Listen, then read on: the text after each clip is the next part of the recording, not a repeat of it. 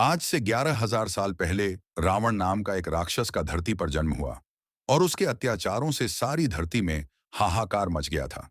उस समय सारे देवता ब्रह्मा जी को लेकर श्री हरि विष्णु के पास उनके निवास स्थान क्षीर सागर में उनसे मिलने जाते हैं और भगवान विष्णु से रावण के अत्याचार से मुक्ति दिलाने की प्रार्थना करते हैं।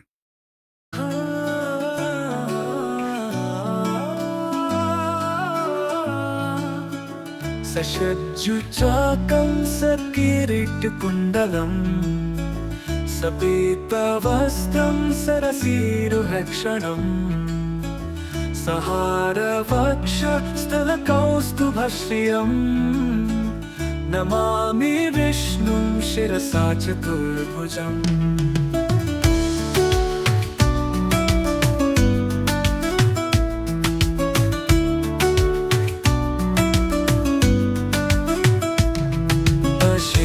संसार विहारहीन मादिक्यगं पूर्ण सुखाभिरामम् समस्त साक्षिं तमस परस्ता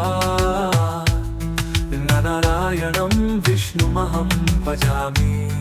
हे सृष्टि पालक, पापी रावण के अत्याचारों से पीड़ित होकर ये पृथ्वी, ऋषि मुनि देवता गंधर्व सब आपकी शरण में आए हैं। इनकी रक्षा कीजिए भगवान। पृथ्वी पर धर्म और सत्य का नाश हो रहा है प्रभु। पाप की शक्तियां बढ़ रही हैं। राक्षसों का राजा रावण अहंकार के मद में चूर होकर तीनों लोगों को अपने पांव तले रौंदने को तैयार है, क्योंकि स्वयं ब्रह्मा और महादेव ने उसे वरदान दिया है कि देव, दानव, नाथ, किन्नर, गंधर्व किसी के हाथों से वो मारा नहीं जाएगा।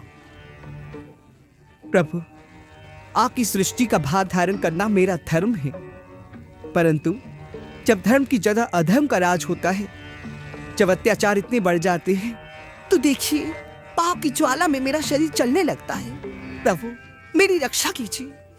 पृथ्वी त्राही त्राही कर रही है करुणा निधान।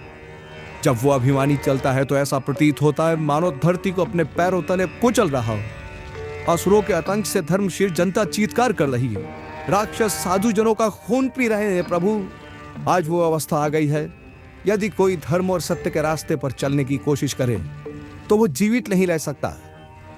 आज हर प्राणी पाप और भ्रष्टाचार के रास्ते पर चलने को विवश किया जा रहा है। जब ऐसी अवस्था आ जाए तो सत्य की रक्षा के लिए किसी महान शक्ति का अवतार लेना आवश्यक हो जाता है। सच्चिदानंद देवादिदेव प्रणाम। हे सर्वेश्वर, आपने जो कर्म का विधान बनाया है उसके अनुसार जो भी श्रम करेगा, तपस्या करेगा, उसे शक्ति अवश्य प्राप्त होगी।